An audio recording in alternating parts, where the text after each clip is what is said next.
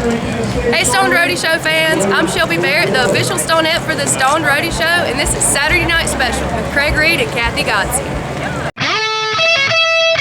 The Stoned Roadie Show, podcast 308, action. And it's another Saturday night special. We got a co-host that's lovely Kathy GODSEY. I don't know. I'm lost here. Hey, I just, my name's Craig Reed, a.k.a. the Stoned Roadie, and this is my co-host, the lovely Kathy GODSEY. And yeah, it's another Saturday night special. And I just got done doing a 3-hour podcast with Pops. And so I'm a little discombobulated because I did that one that's going to air Monday morning, whatever day Monday morning is. But now I'm back to Saturday night. And today's Saturday night. It's May 17th, 2024. And and we got the invisible Ben Uppam with us as a guest. You can see I got my phone here. That's why my microphones all work, because I got Ben on the line on my phone, because he's real old school and he don't have a way to show his pretty face on here. But I'm just gonna turn this over to the lovely Kathy GODSEY, and because I just did a 3-hour podcast with Pops, and we just literally started that one at 3:00 p.m. and we stopped it at 6:20 p.m. and we were supposed to start this one at 7 p.m. So I had like 30 minutes to change shirts and feed the dogs and make some more coffee and tea, and send that thing to Griff to download for Monday, so we can get this up tomorrow, because it's Friday night. Yeah, it's Friday night, and it's 10 minutes to 8 right now. So by the time we get this up, Kathy's gonna be ready for bed. Ready for bed. I had a long week this week. So I'm just going to turn you over to Kathy, and then we'll let Ben tell his story here on the Saturday night special with the lovely Kathy GODSEY. So go ahead. Thank you. It's glad to be back. Looky, but we start the shows with that. I am so happy about this special guest that I have on tonight. You know, you had sent out the post on Facebook yesterday asking for questions, and I only got 12 questions, and I thought I really want to do something fun. And then I received a friend request from a gentleman by the name of Ben Uppam, and I knew his name because I know his pictures. He is an amazing rock photographer and artist. So I accepted his friend request, and then he sent me a picture. It was a group picture taken at Alan Collins' house, 1980. And he said, you know, somebody told me that it was you in this picture. Have you ever seen it? And I said, well, not only have I seen it, but I took that picture, and I'm not the blonde girl in the picture. So he was surprised that I was the actual photographer. That was the picture that I took. One of the several pictures I took at Alan Collins' house, and when I met him in 1980. And then Ben said, well, he wrote back and he said, well, you know, I have an interesting Alan Collins story too about when I met him. And I said, wow, would you like to come on the podcast and tell your story? And first he said, no, thank you. And then I wrote to him again today, and he said, sure, I'll come on. So he's on and he's listening. But before I ask Ben his story, I just want to be here. And yeah, this is the right place to be if you want to hear some good Alan Collins stories and stuff. I do, but before you tell us this amazing story, I just want to talk a little bit about you for those Kathy, where are we going, Craig? I don't guess you can hear Kathy very well. Let me turn up the... Oh, you can't hear me? The volume. Yeah, I'll turn up the volume maybe. Okay. I just have a PC. I can hear her pretty good, but then when I talk, it kind of muffles it for a second when I stop talking. But you know, as long as I can hear her questions, I should be able to answer them fine. Okay. So I want to introduce you a little and tell everybody, anyone who doesn't know who you are. Ben is a big Lynyrd Skynyrd fan. He is a big music lover. Ben he's a photographer, artist. He has taken over 6,000 photographs of popular rock musicians since 1975, as well as thousands of nature and wildlife images from California, Oregon, and Washington. Ben's photographs have been published by major recording artists in a variety of projects, such as the 1991 Lynyrd Skynyrd 3 CD box set, Bebop Deluxe, Tremulous Antennae packaging, and the book Black Sabbath FAQ by Martin Popoff. His photographs are also featured in Gene Odom's second book, Remembering the Freebirds of Southern Rock. If you look at Ben's website, one of the websites the one I checked out is magicalmomentphotos.com. You will see amazing pictures. He's actually attended and photographed the Oakland Skynyrd concert, Spokane, Washington, the Spokane Soundcheck, Winterland 75 and Winterland 76. So his pictures are amazing, and all of his artwork and his things are available for sale on his website. So I just want to include that because I love his work, and so many times I've thought about purchasing. Maybe he makes wall art, posters, tapestries, wood prints, everything. It's just, if you just check it out, check all the bands that he's photographed and what he has available. But he's very, very talented. And Ben, I'm so glad to have you on. So welcome to the Stone Roadie Show. Saturday. Good to be here. And thank you for that great description of my website. I got into this for the love of the music, and then I started realizing that most people, you know, they're listening to the music, but at the same time as you're appreciating their talents, there's an art of capturing a musician and them sending that energy out to the crowd, which of course the crowd then sends back to the musician.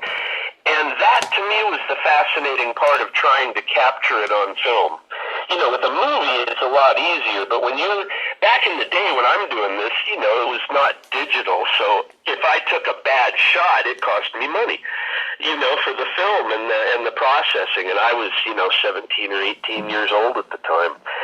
So I learned to be, you know, waiting for those, what I call magical moments, when the artist is in a bliss state, like when Alan is playing Freebird and just, you know, like nobody else can do it. And that, you know, it's those kind of moments that is what I tried to capture. And over the years, I thought, you know, now that it's history, now that it's 45 or 50 years ago, there's a lot of interest in this because, as we all know, music was a lot better back then.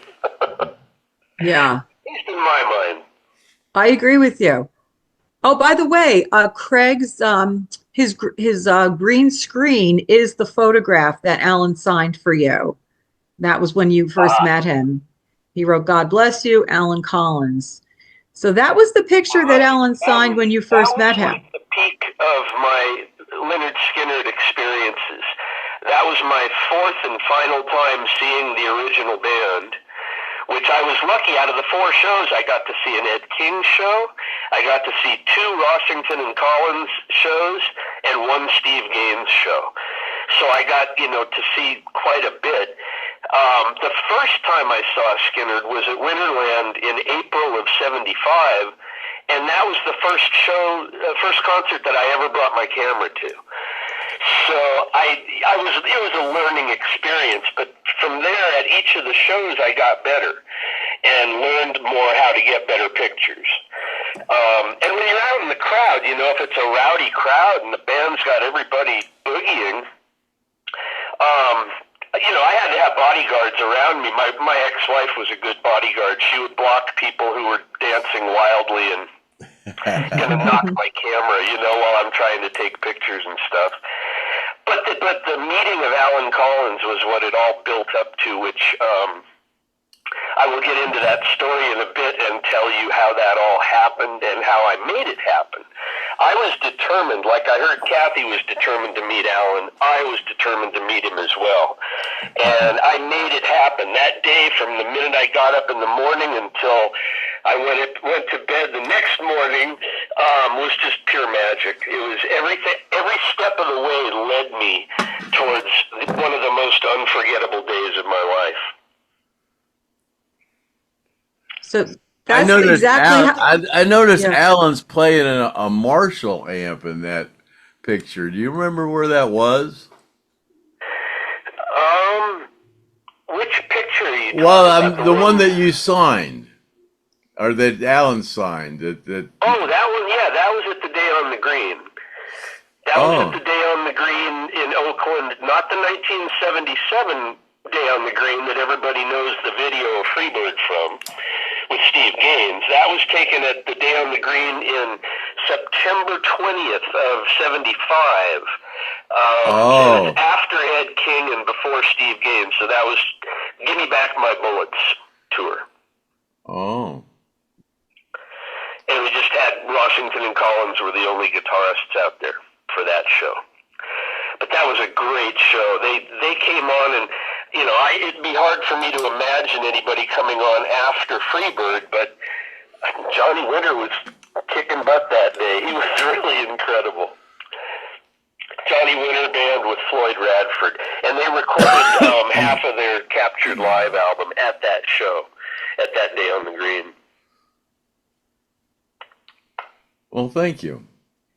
Craig, you could have been in that picture somewhere. Where would you like me to go from here?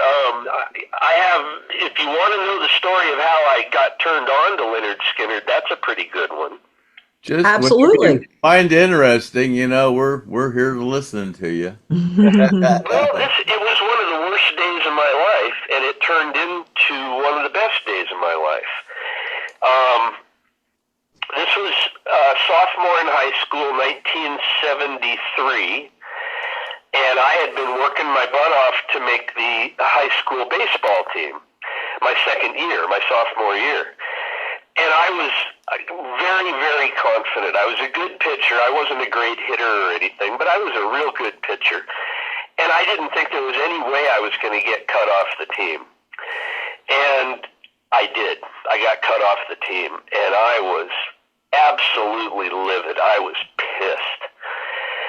So I went home, and you know, I figured I was going to be a major league player at some point. That was just like crushing to me to have that happen. So I got home, and I went and laid down on my bed, and I was just crying. I was really, really upset. And next to my bed on the nightstand was a radio, and I thought, I'll turn the radio on. You know, I turned the radio on, and the disc jockey says, we've got a song here by a new artist, Lynyrd Skynyrd, and this is called Freebird. And they queued up Freebird right then, and I just started listening, you know, not knowing anything about Lynyrd Skynyrd, never hearing one note of their music or whatever. And Freebird totally grabbed me from deep inside. And that song played out. I mean, all the emotions that I was feeling and the pain. You know, for me, the woman that's in Freebird, or the girl, you know, that Ronnie's singing about, to me, that was baseball. And I was saying goodbye to baseball at that point. And then that guitar solo. And I sat up in the bed, and I'm looking at the radio and going, what? You know, first time hearing that, I was just floored, and it turned my attitude around 100%. I just thought, screw baseball, man. This rocks. You know, I was already a music fan, but I had never heard these guys. So I went down to the local music store right then, And I asked the owner there, I said, yeah, I just heard this great song by a guy named Lynyrd Skynyrd. You know, could you show? And he starts laughing at me, and he goes, no, you're talking about Lynyrd Skynyrd. And the album was pretty new. It had only been out for a month or two. And he grabbed me a copy of the album, and I bought it, and I headed home. Decided it would probably be good to smoke a joint first, so I went out back and smoked a joint. Came in the house, listened to the entire album from start to finish, and I have been a total Lynyrd Skynyrd freebird ever since that day. So that's how it got started. And that was in middle of 73, or spring of 73 that happened. That was before I got with him even. Well, I hadn't seen them or anything, but the music entered my soul at that point. And when I that was saw right that after Alan that. Collins had written that song, and he was the guitar player, you know, obviously Ronnie wrote the lyrics, but it pulled me right away towards Alan. And yeah, he got guitar player of the solo of the year for that one, for Freebird. It's solo of the century. Come on, man. Nobody else he was, like him. yeah, he got the solo of of the year for that. Yeah. Officially. Yeah. Yeah. So anyway, I mean, at that point, I still hadn't started taking any pictures yet. And my first concert I ever went to was about a year and a half later at Winterland. I went and saw, my very first concert was unbelievable. It was Little Feat, Charlie Daniels Band, and Marshall Tucker. Oh boy, and that was in December of 74. So you got Charlie Daniels on Fire on the Mountain album tour, followed by Marshall Tucker on Where We All Belong tour. And if you ask me, those are each of their best albums. And it was incredible. My mind was blown. At the end of their set, at the end of the Marshall Tucker set, Tommy Caldwell says, don't go anywhere, we're going to go round up a few friends and we'll be back. And they came back out 10 minutes later, and they had Little George out there from Little Feat. They had Charlie on guitar. They had Barry Barnes from the Charlie Daniels Band on guitar. A guy named Elvin Bishop happened to be in the crowd, and he came up with a guitar. And then Elvin Bishop's second guitarist, Johnny Vernazza, happened to be there. He came up with a guitar. And you got the whole Marshall Tucker Band. So the stage had like 7 or 8 guitar players stretched across it, and they were jamming their butts off till 1:30 in the morning. Unbelievable. Okay, so that's from my first concert, and what I realized after that was I was starting to take pictures at high school then, sports pictures of baseball, you know, trying to freeze action of the football being thrown and the ball hitting the bat, you know. I was really into that, and where I lived there in Mill Valley, California, about 14 miles north of San Francisco, I had a mountain in my backyard. Beautiful mountain with redwood forests and clean creeks and trails everywhere, you know. So I had been spending a lot of my time taking pictures of athletic events for the school paper and the yearbook, and pictures on the mountain for my love of nature, and trees and critters and stuff, you know. So after seeing that first concert, it seemed like a no-brainer. I'm going to take my camera to concerts with me, you know.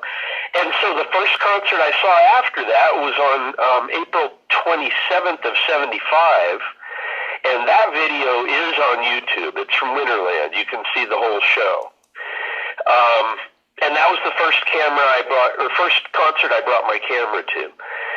And it was actually a very notable concert due to the fact Billy Powell was absent. He had somehow, and you might be able to answer this, Craig, he had hurt his hand, I believe. And I don't know if it was he had gotten in a fight and punched somebody or what happened, but that's what I heard, is that he couldn't play that night because he had messed his hand up. I don't remember what he did to his hand, but yeah, there was times when Billy. What concert were you talking about? It's Winterland, April 27, 75. Oh, is that when Lee Freeman played? Ed King in the band at the time. Yeah, and Lee Freeman played harmonica because Ed wasn't there. I mean, because Billy wasn't there. I believe that's when Lee Freeman played harmonica because Billy wasn't there. Do you remember that, or am I? I don't see. They played probably 2 or 3 nights on that Winterland one, and mine was the 27th. And I don't remember seeing anybody playing harmonica. That doesn't mean it didn't happen, or that I just didn't get any pictures. I didn't have a lot of film with me. I think I only brought 2 rolls of film. If we were in California and Billy wasn't playing it would be really weird that Lee Freeman wouldn't be up there playing harmonica, but it's possible. I don't remember a lot of stuff, That was a long time ago, You can watch the video on this one, and I think Ed was playing the parts where Billy would be playing the piano. Ed was doing some special stuff on that. Okay. But I don't think, you can watch that video, and I don't think, he might have been up there for Railroad Song. I think there may have been a guy playing harp on Railroad Song, but I don't recall for sure. I can't say for certain.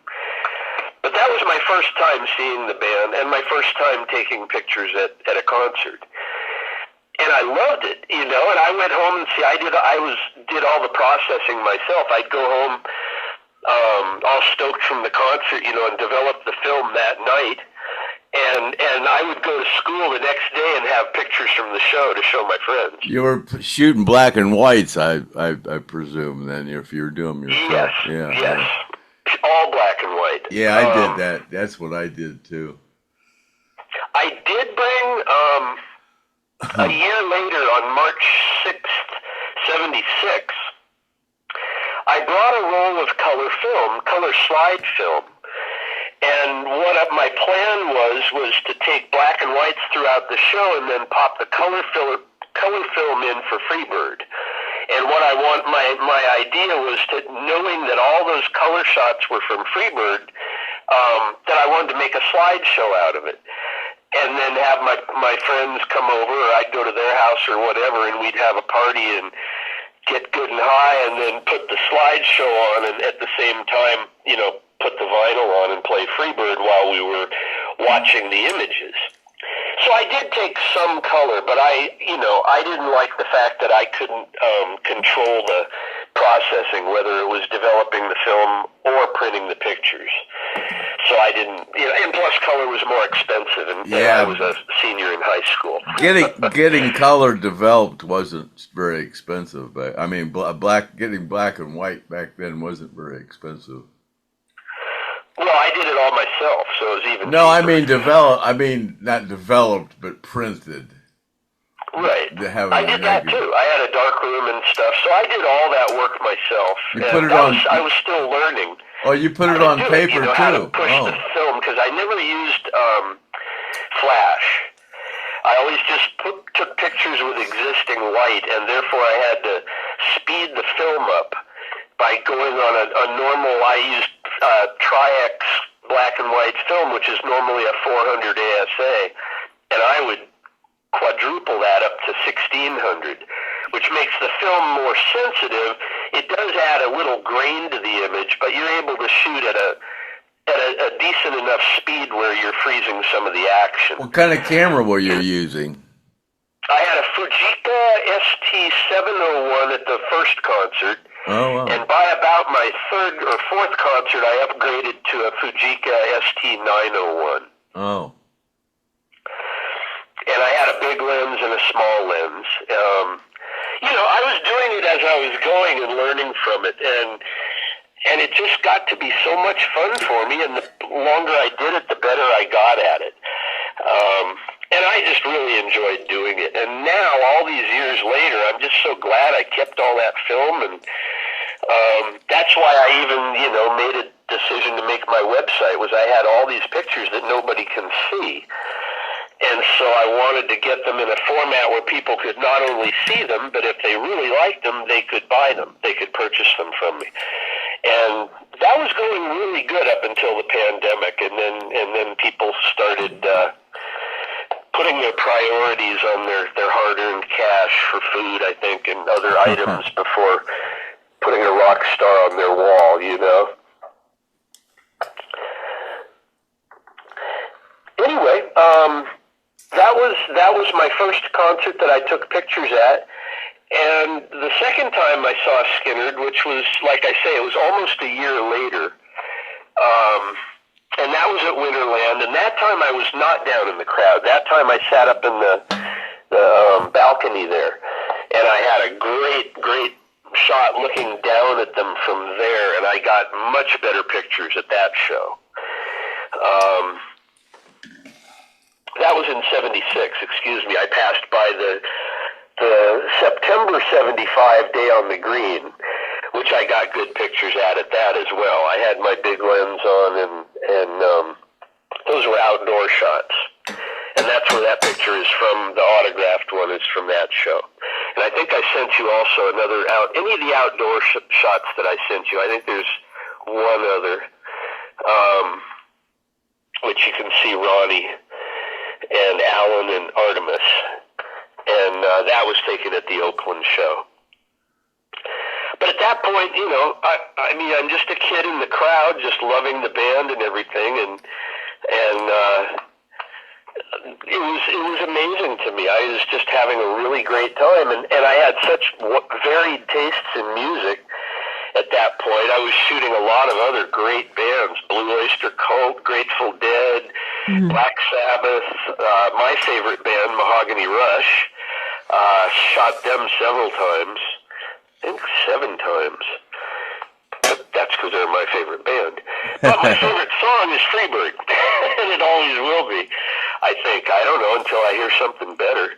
It's just and I only listen to Freebird maybe 3 times a year. Yeah. Because it's sacred to me. I'm not the kind of person that likes to wear out something that's that sacred, that's that good. That people get burned out on it. I remember people saying, "Oh yeah, I loved Freebird for the first 1,000 times." Well, you know, play it all the time. That drains the magic out of it, kind of your interpretation of it. So for me, it's really sacred, and when I hear it, it gets me really high, whether it's a live version or studio version. But it's got to have Alan.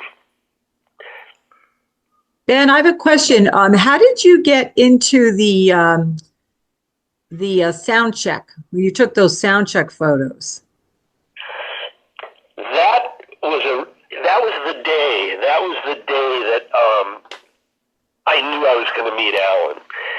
I had moved up to Spokane, Washington, and Skynyrd was my second concert in Spokane. First concert I saw there was Bachman Turner Overdrive with Heart opening. That was in August of 76. My second concert was Lynyrd Skynyrd with Journey opening. And Journey were really good at that point. So they had announced that Skynyrd was going to do an in-store appearance at a local record store called the Magic Mushroom.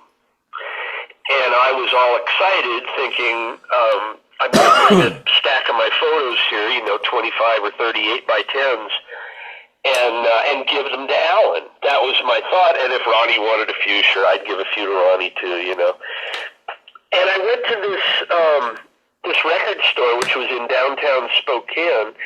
I parked my car and I walked down the road. I had to go about 3 or 4 blocks to get to the record store.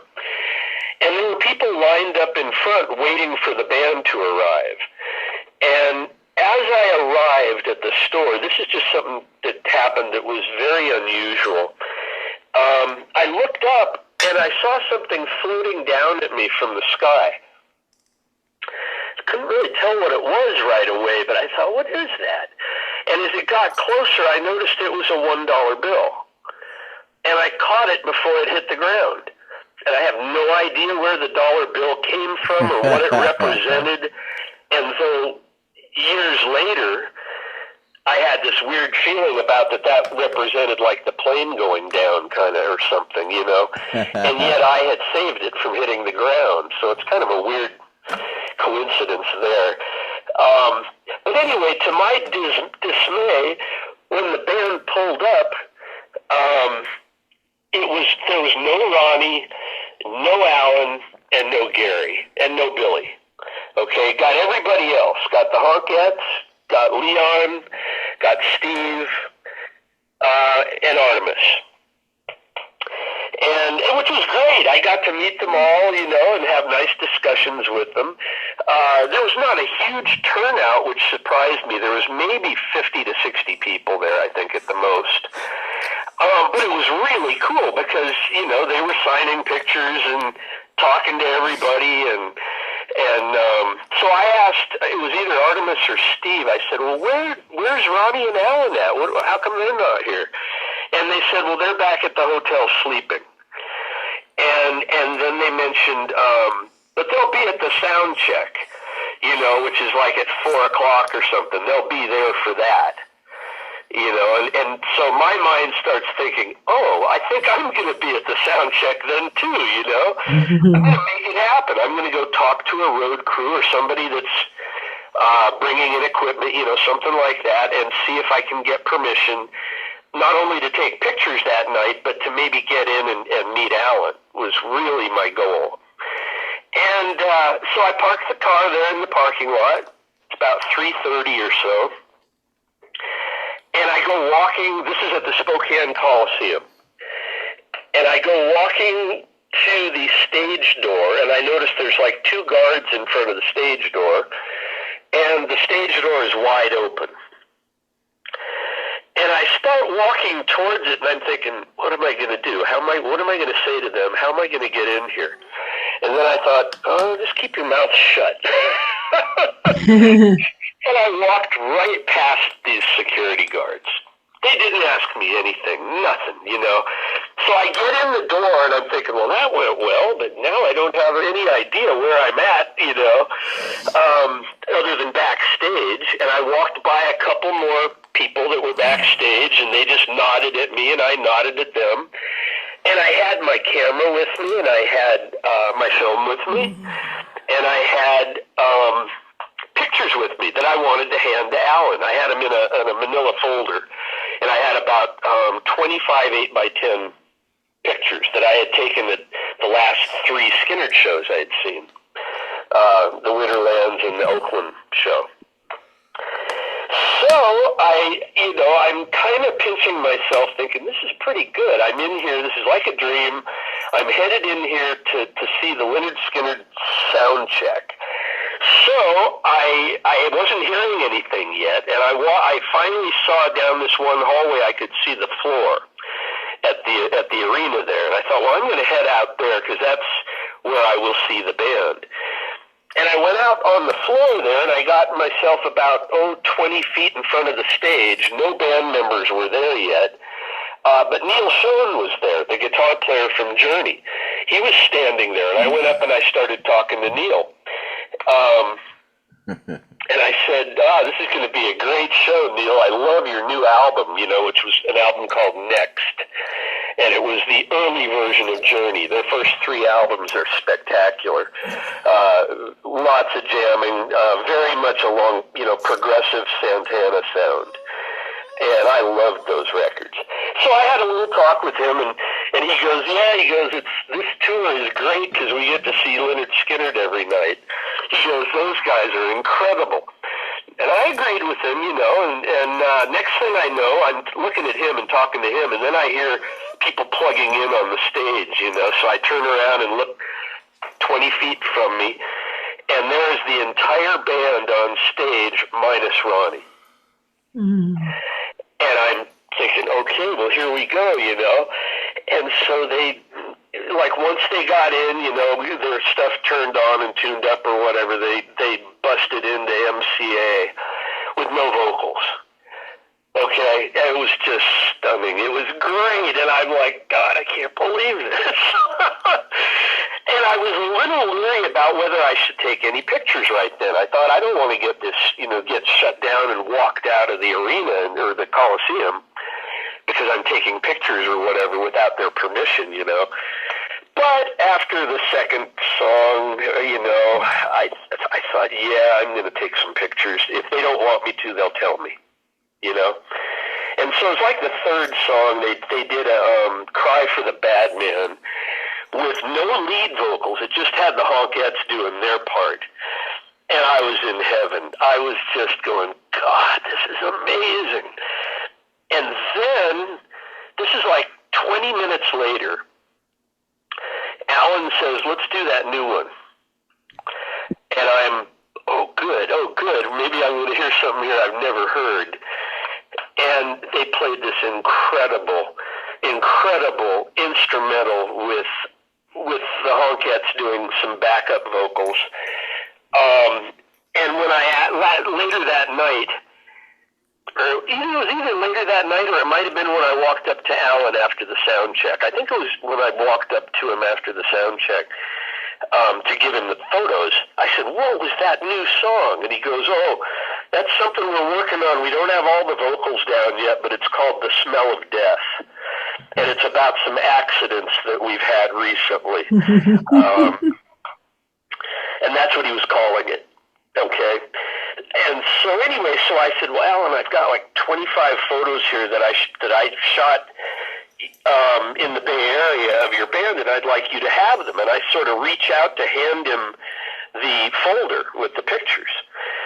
And he looks down at me and he smiles and he goes, why don't you just come to the hotel room after the show and we'll, hang out for a while and look at the pictures and stuff. And I, okay.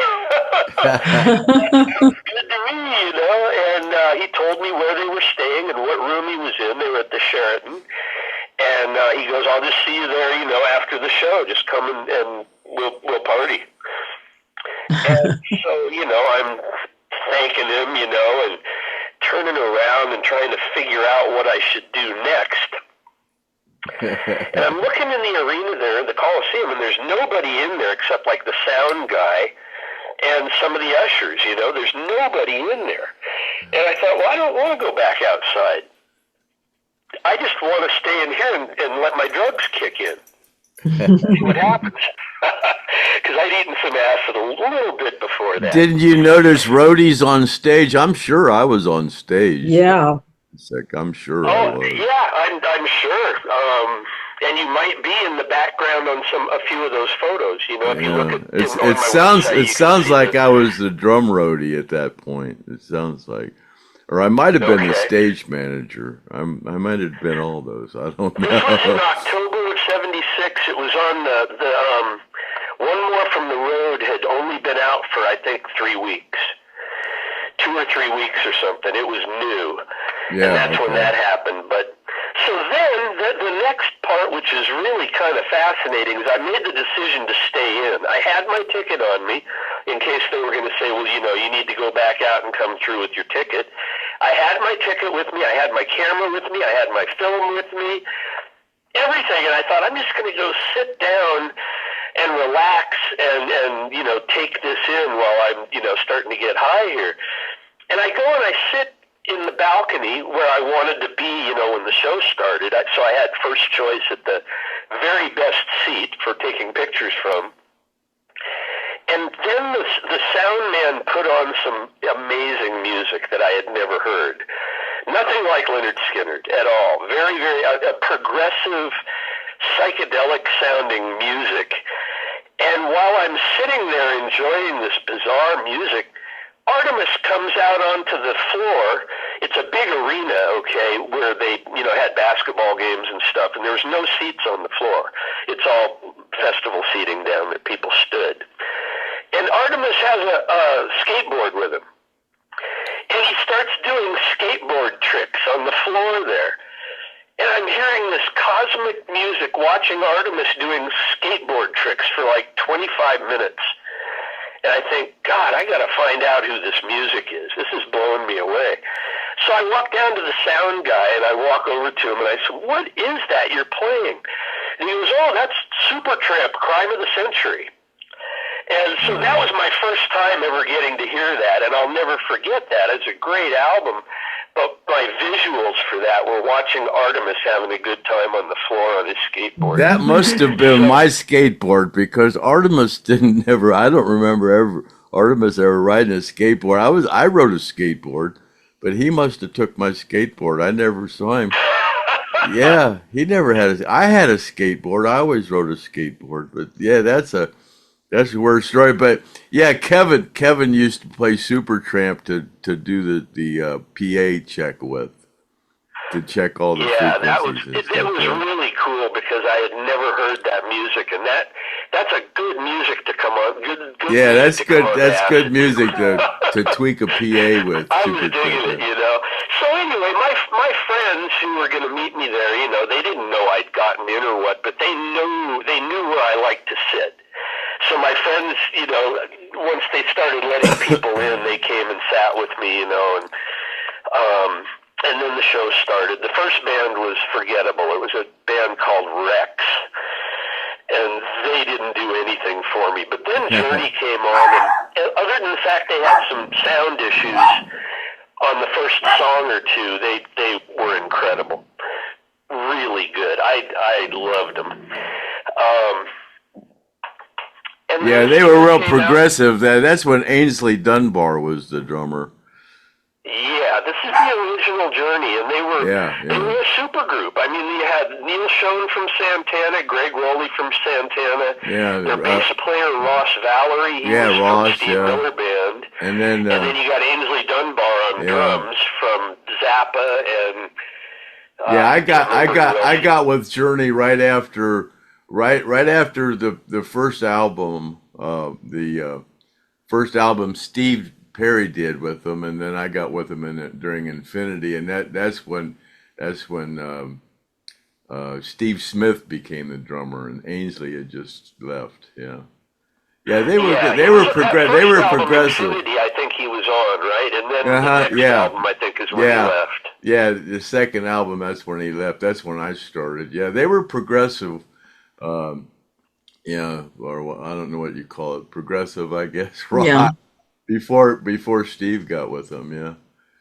Well, yeah, it was really about jamming, and the problem was Greg was 76 at this point, and what was the hottest music around at that point? It was disco and punk. Oh yeah, were really taking off at that point. Oh yeah, mid to late 70s. And so the reason I heard later from Greg Rowley why, they brought in Steve Perry was because they wanted to eat prime rib instead of Big Macs. None of the band members wanted Steve Perry on there. They all knew about Steve, but none of them wanted. And Greg was the singer at that point. During Next, he was the main singer. Greg was. But Herbie Herbert was the one that insisted that Steve Perry be the singer. He insisted. from what I heard, smart move if you're looking, for money. Oh, it was a real smart move. And they were very Perry, commercial. He's a good singer, but I'd rather hear Greg Rowley any day of the week. My tastes, and plus the songs they were writing then. They were jamming. Fusion. Look into the future and other lifetime, songs that would go 10 minutes or more. Yeah, Whereas after you got Steve Perry in the band, everything was, they were all tight, good, solid rock songs, but they just weren't jamming like they had before. Yeah, I used to call it fusion rock. I think that's what I used to call Journey before they got Steve Perry. Wasn't that it? Wasn't that the...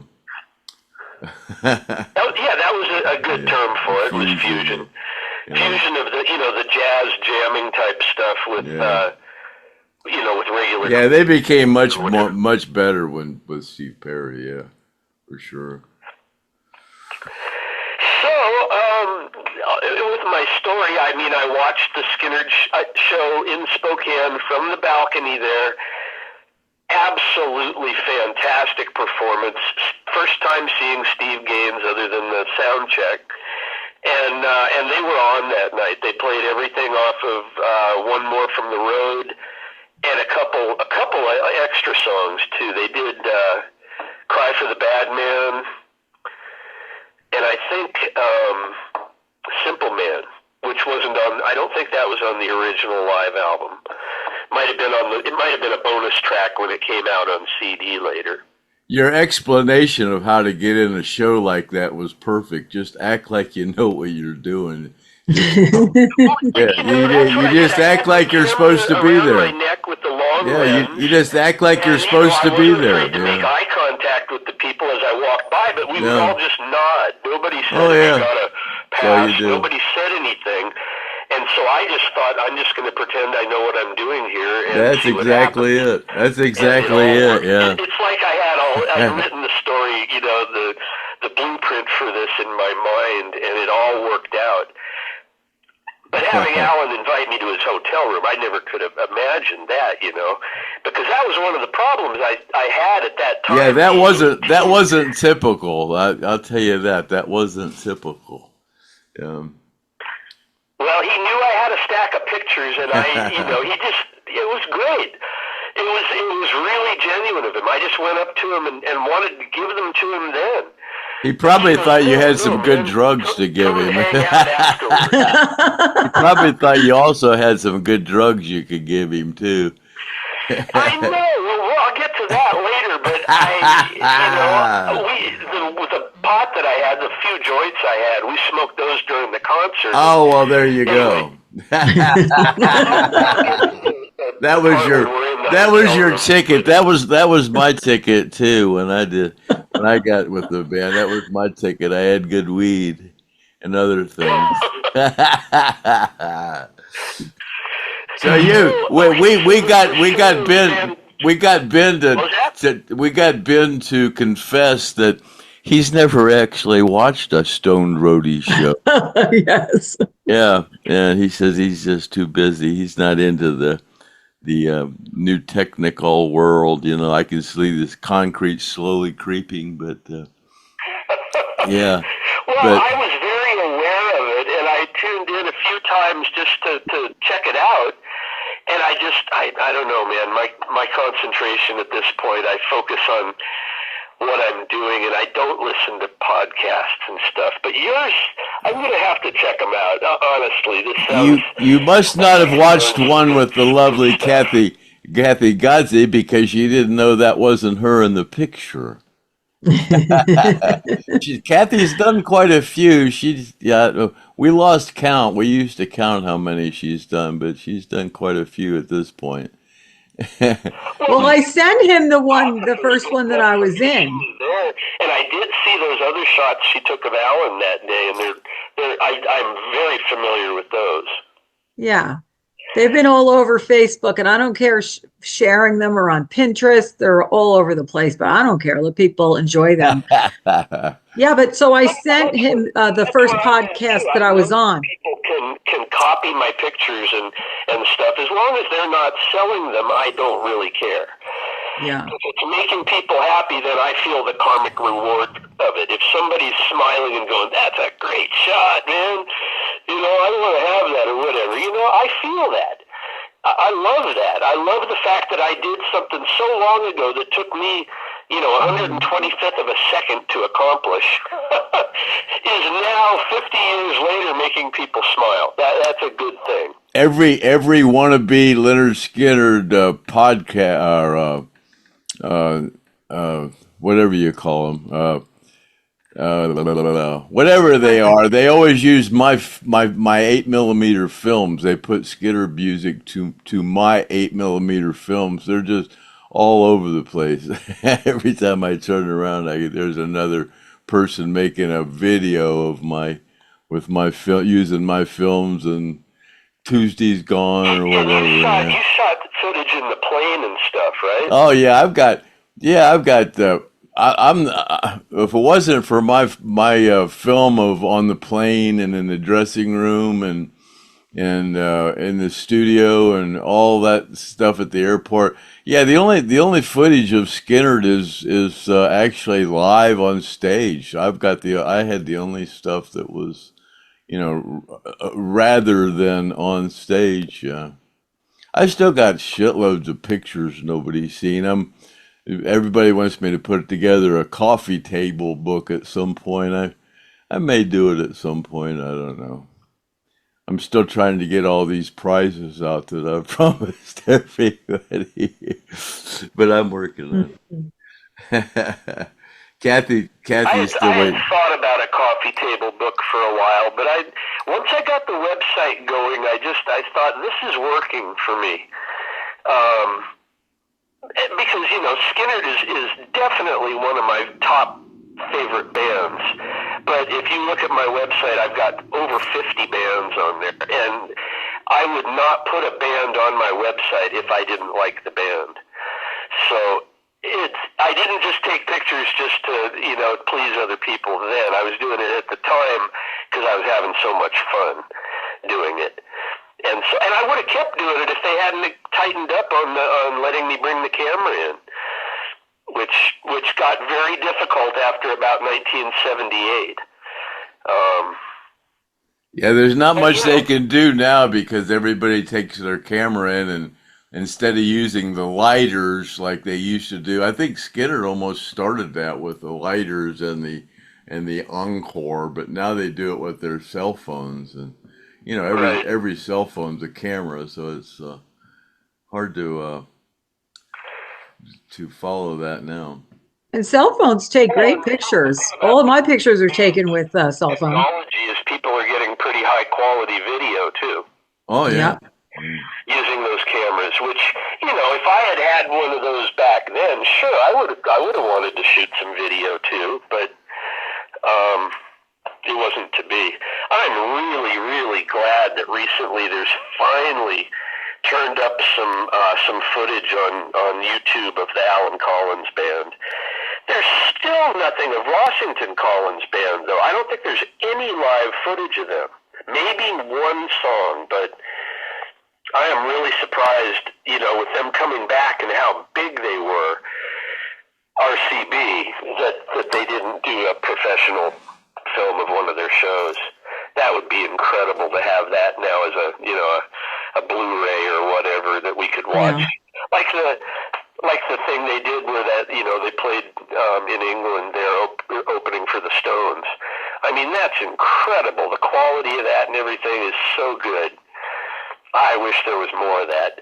Other than that, the only full shows we have are the ones that Bill Graham filmed. The 2 Winterland shows and then the one in... Winterland, there's the Winterland thing. That's in black and white. Yeah, there's 2 of them. There's a 75 and a 76, but then there's another one from New Jersey or somewhere that's really good, that has Steve Gaines. Yeah, that was the convention center, Asbury Park. I think it was August 13th, 77. It was black and white, I believe, right? It's like not very good lighting. It's kind of dark. Yeah, but you think of it, I mean, it's I don't care that it's black and white. That's just another reality. I mean, I'm colorblind. Yeah.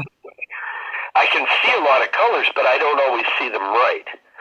Yeah, it was kind of grainy though, but you mix those together, man, I get screwed up sometimes. The sound on them was pretty good though. Yeah.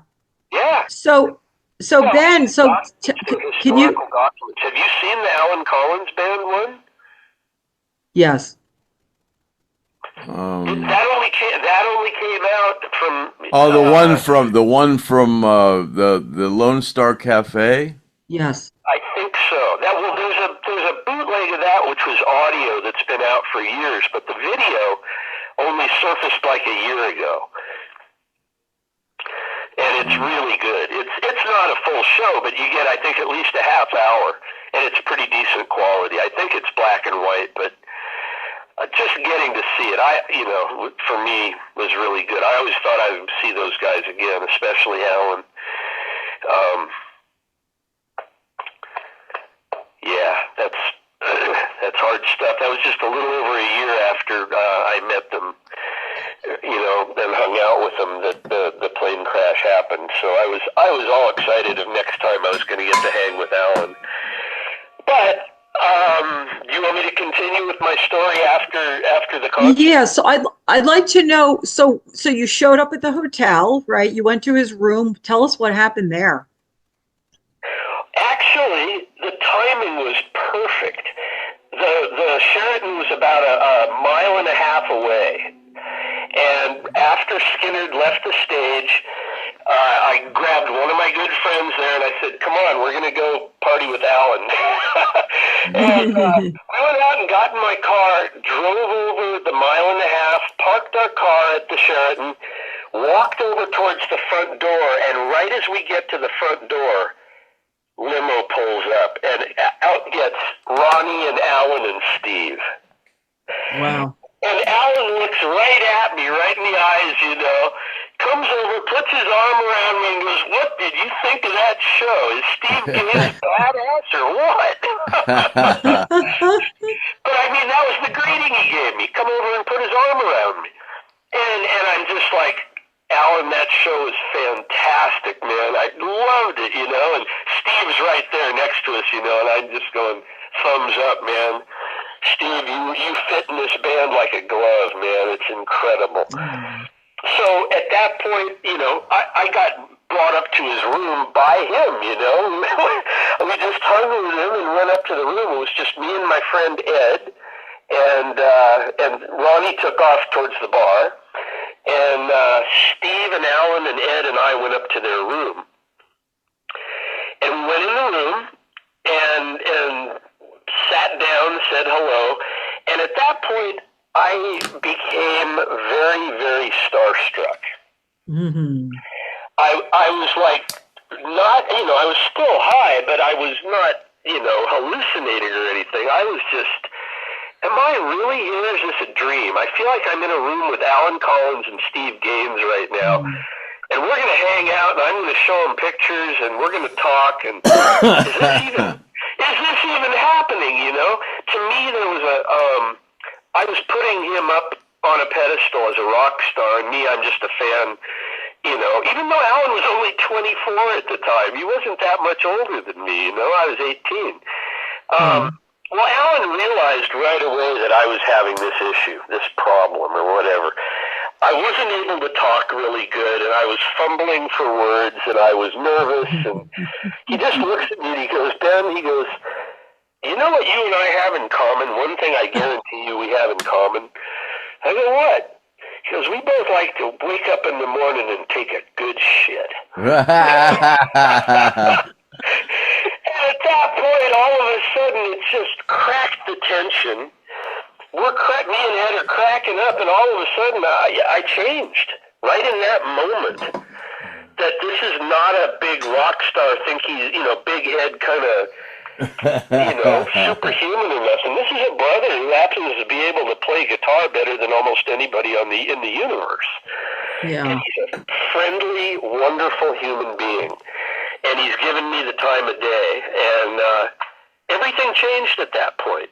I thanked him, and I said, "Okay, you made a damn good point, and I do look forward to that every morning." And so at that point, I handed him the folder full of pictures, and he looks at me and he goes, "You got any weed? You got any good joints or anything?" We smoked them all during the concert. I'm sorry, And he goes, "Okay, well, Steve, hand me my guitar case." And Steve hands him the guitar case, and what I saw next just floored me. Alan took out a pack of zigzags, and he starts scraping the bottom of his guitar case. And he scraped out enough pot to roll a pinner, which he did with one hand, which kind of amazed me. And I said, "Oh, this must be some good stuff, huh, Alan?" And he goes, "No, it's cheap Mexican crap." That's all that they give us, but he said, it does the trick somewhat, and he had a bottle of JD there as well. And so he rolled this joint, and we smoked this pinner, and, I think he was totally right. It wasn't any great bud or anything like that, but the fact that he had just scraped it out of his guitar case and rolled it with one hand and was tossing it to us. It was a very cosmic moment for me.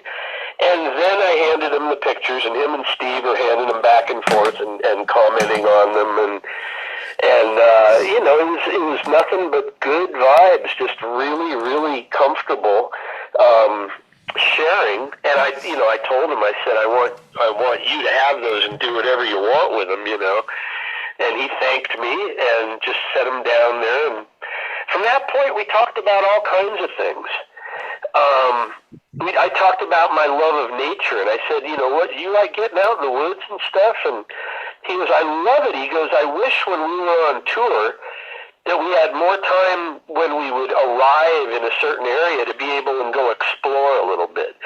But he said the touring schedule that we have basically is just, airplane to hotel room to stage, or sound check and stage, and then back to hotel room. And then he said it's pretty rare that we get time just to go, explore, some of the beautiful country and stuff.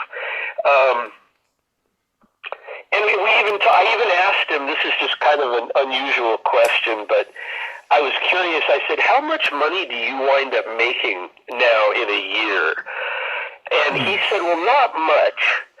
He said, I think in 1975, he goes, I made $54,000. And he said, but he said, all expenses were covered for me. Everything was paid. All my food, all my, anything I wanted on the road was taken care of. And he said, but at the end of the day, after taxes and everything, that's about how much I make. Which I was curious. I didn't know if, how much they were making. They were selling records good at that point. I was working in a record store at that time, too, in Spokane. I was a clerk, which is a lot of fun, okay? I got paid to go talk to people about music, learn about new music and old music, and be able to decipher people's tastes, and then turn them on to something good. That if they like this and they like that, well, I know you're going to like this, So that was really fun for me. But, the meeting there in Alan's and Steve's hotel room, at about halfway through, Ronnie came in, and he wanted to know if they wanted to go down and drink at the bar. And Alan and Steve said, no, we're just going to hang out here. We're good. And Ronnie told me a story at that point, which was really interesting. He told me about this little dog that he knew. And he said the dog's name was Jaws. And if you know anything about Jaws, Craig, if you could share that, I'd love to know. I have no idea about Jaws the dog, no. He said that this dog was like a little poodle-sized dog. And Ronnie looks at me with the straight face, looking me right in the eyes, and he goes, and that dog would chomp through a 3-inch thick solid door just to get you. He's looking at me just to get you, and I'm going, yeah, right. And he goes, I'm serious. Why do you think they call him Jaws? Anyway, then Ronnie takes off, and he goes to go to the bar. And then it was Alan's turn to pull my leg. I had seen on the Nothing Fancy album that he was credited as Trout voice. Okay? I think it said Gibson guitar and Trout voice for Alan Collins. And I always wondered what that meant. And I asked him, right face to face, I go, what is this Trout voice thing? What is that? And he goes, you know that solo that I play at the end of Freebird, that long solo? He goes, I've often imagined that if a trout could talk or sing, that's what it would sound like. And I believed that for many years, that was the story behind it. But later when I talked with Gene Odom and a few other people, they straightened me out on that, and they said apparently Ronnie had accused Alan of singing like a trout. And Alan had tried once or twice in the studio to get some vocals recorded or something. Alan, and do you know more about this, Craig? I you don't enlighten know. me on that? I don't know. I don't know nothing about that, really. I heard of trout voice before, but I never heard of any explanation of it that I remember. You know.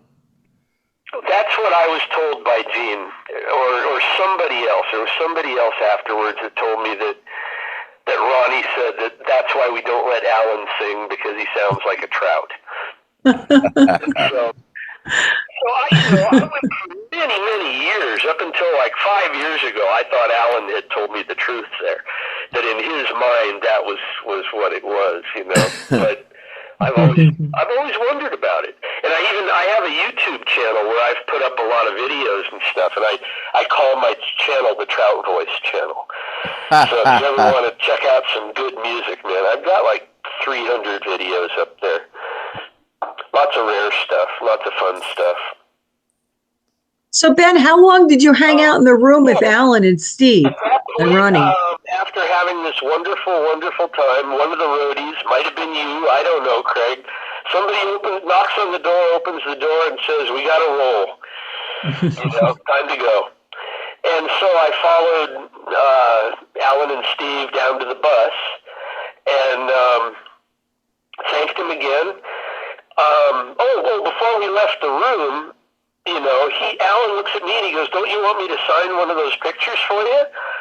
And I had kind of wanted him to, but after he had, taken me away from him, looking at him as a rock star and more as just another friend and a brother, I didn't really feel right asking him for an autograph, But I think I wanted one. And so he looked through the pictures and he picked that one shot out and wrote, "God bless you, Alan Collins," on it. And I've had that framed and in my home ever since then. So we go down to the bus, and I give my goodbyes and everything, and the whole band and everybody's on the bus. And I got enough balls right at that point to walk up onto the bus again, give a thumbs up, and say, "Thank you guys so much for creating such amazing music. Really, I love you guys." And right at that point, Ronnie winked at me. It was awesome. And that's it. That's it, man. That's the last time I saw him. I was planning on seeing him on the next tour, and it never happened. I never saw them again. Wow, what a great story. Never saw Rossington Collins Band or Alan Collins Band either. Oh. Yeah, that's a great story. I've seen a later version of Lynyrd Skynyrd a few times, and it just wasn't the same. I didn't get the energy off of it. However, when they had Ed King in the band, it was pretty damn good. Yeah. I never saw Lynyrd Skynyrd, unfortunately. Really good, I thought. But later on, when it just became, I don't know, man, when they had Huey and Ricky in the band and weren't letting them play even one Outlaws song or one Blackfoot song, it seemed disrespectful to me, in a way. Maybe that's just me. Maybe other people think that way too, but it was, I saw that version of the band probably I've never heard that analogy. You're the first person that's ever said that. But I don't know. My take on it is people weren't there to see Blackfoot or the Outlaws, or I don't know. They have it was a Southern rock all-star band at that point. Yeah, I mean, Artemis wasn't there. Well, it still is. There's for a while, of course, which was great.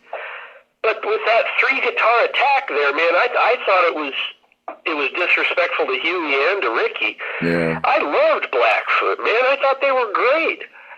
But watching Ricky doing Alan's parts and stuff, I thought, what's going on here? This isn't working. For me, it wasn't working, but that's because I was spoiled by seeing Alan and the magic that Alan created. It's undescribable, really. It's not that he's the greatest guitar player in the world. It's that he is like a conductor of energy. Yeah. That's what I felt when he was on the stage out. And Ronnie was, in a way, was like that. He would act like a conductor with the music, you know, and Alan would do it with his guitar. And there was just so much talent bubbling over there that it was, all of my memories of those shows are just nothing but great. And I miss them. Hey, Kathy, do we have any questions that we have to go over once we're done with Ben? You know what? We could end this and do, and I have about 12 questions. We can, let me see what they because are. we're about an hour and a half into this. Yeah. And You know, I think this just having yeah, you on. we got some pretty good stories out of Ben. Yeah. I think I think having you on, Ben, very is personal sufficient things. for a Yeah. great Saturday night special. I'll come back in a couple of weeks and I'll keep these questions. All the questions that you guys have asked, they're on here. I'll get them next time. I've Danny Podesta, Carol Locke, Lori Shoemaker, Jerome Murphy. Oh, we're not going to Joey. finish them off now? No. Oh, No, okay. we'll do it a couple of weeks. I'll come back and we'll do all the questions. But I don't want to. There probably another a half hour's worth of questions. But I really like just the whole the interview with you, Ben. I thought it was really. I'm very grateful that you changed your mind and decided to join us on the podcast. It was a lot of fun, a lot of information. I hope that you check out all the podcasts, and this one will air Saturday night at 6 o'clock. I'm definitely going to check them out. I've got a renewed interest now. Yes. Absolutely. I know there's some good stuff on there. The thing is, I don't like to spend my time too much in front of a computer screen, but see, I can turn the show on and just go lay back on the bed and close my eyes and listen. Yeah. Here, you know, so yeah, no, I want to check those out. The only other story I was going to tell you, which I'll just make real short. Yeah, go ahead. Artemis in 2006 came to Spokane and treated me incredible. Let me come up and hang out with the band at the hotel, and then took me out to dinner with the band, let me videotape the show. Artemis was very, very, very kind to me. And I hadn't got to meet him real good, you know, the earlier time in 76. But I love it because this is in 2006, okay? So it's 30 years later, okay? First thing Artemis says to me when he sees me, he goes, "I recognize you."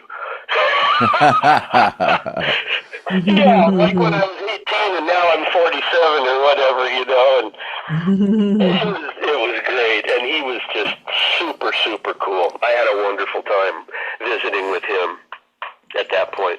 So I just wanted to throw that in as a encore. Yeah, I just wanted to add that a couple of weeks ago, I saw the Artemis Pile band. They played right in my town. They played in Mahwah, New Jersey. And I actually spoke to Artemis briefly. And I spoke to Bo Bice, and I spoke to the guitarist, the lead guitarist. And they were very, very, very nice. Craig, I used your name. And as soon as I said I'm a friend of Craig, come on over here. And I spoke to Bo about coming on the podcast. He said he'd be willing to do it, but I have to coordinate it through his manager. But it'd be nice to have him on the podcast. So the guitarist, no, he's not interested. He's a little camera shy, but really nice guys. So that was really cool. The band was amazing. They played about 9 or 10 Skynyrd songs. Just amazing. It was a really, really good show. So it was really nice to finally meet Artemis. That night in 2006 that he was playing Spokane, when we were at dinner, I asked him, I said, "Artemis, I only have a home camcorder, but would you allow me to videotape you guys tonight?" And he goes, "I think not, because we've only really been together for about 3 weeks." And he said, "Our show isn't polished yet or anything. We're not doing a huge tour." He goes, "So probably not." And I go, "Okay, I just thought I'd ask, you know." And then a couple minutes later, he asks the band. He goes, "What do you guys think? Should we let him videotape us tonight?" And every one of the band members gave a thumbs up. And so I got to videotape them that night, which was, it was really cool. And they were good. They played fine. But I didn't take any pictures. I didn't have my camera there, but I did have my camcorder, and so I got to preserve it that way, which was wonderful. And that was really kind of the band to do that, to stand up for me. Yeah.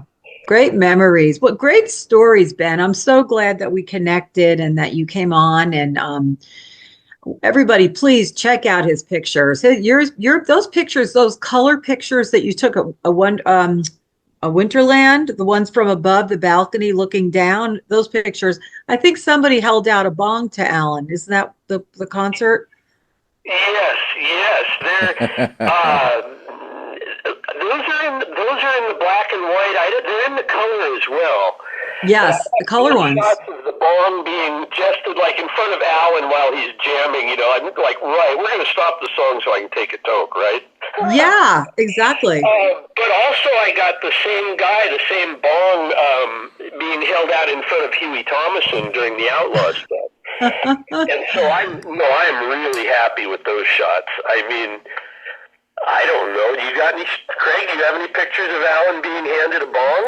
Maybe. No, I don't. I don't have any like that, as a matter of fact.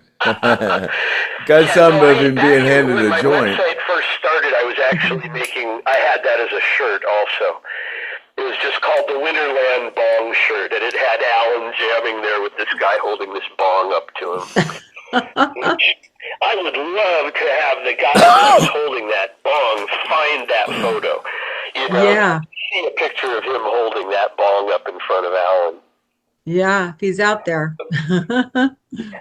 But all those color shots from that show, those were all taken from my Lynyrd Skynyrd slideshow, which was to be played with the song. And it got that we did about 3 parties with that, and it was so much fun. So cool to do that. So I am glad I brought in some color film. But throughout the years, I very, very rarely shot color. And I'm glad I didn't, because black and white's fine. It's another reality. And it gives it a timeless quality, too, kind of. Okay, well, anything else, Craig? Any other questions you want to ask Ben? Or No. Do you think you remember seeing him at all at any of these events? I No. don't. No. Okay. No, he wouldn't have seen me because I was always down in the crowd. The only time I ever knew the stage or anything would have been at the sound check, that one sound check. Yeah, the sound check or the guys at the door that you had to get past. The guy that knocked on the door and said, "We got to roll them, boys." Yeah, that could have been Craig. You never know. That wasn't me. I wasn't. I was always in the crowd. And that's interesting when you look at my pictures and you can realize that. I very rarely had a stage pass. And so my pictures are from a different perspective. A lot of the photos you see from people like Jim Marshall, these great photographers, they've got all access. They can be on the stage, they can go down in the crowd, they can do what they want. My pictures are all from a fan's perspective of how you see the show from in the crowd, whether you're on the balcony or down in the crowd.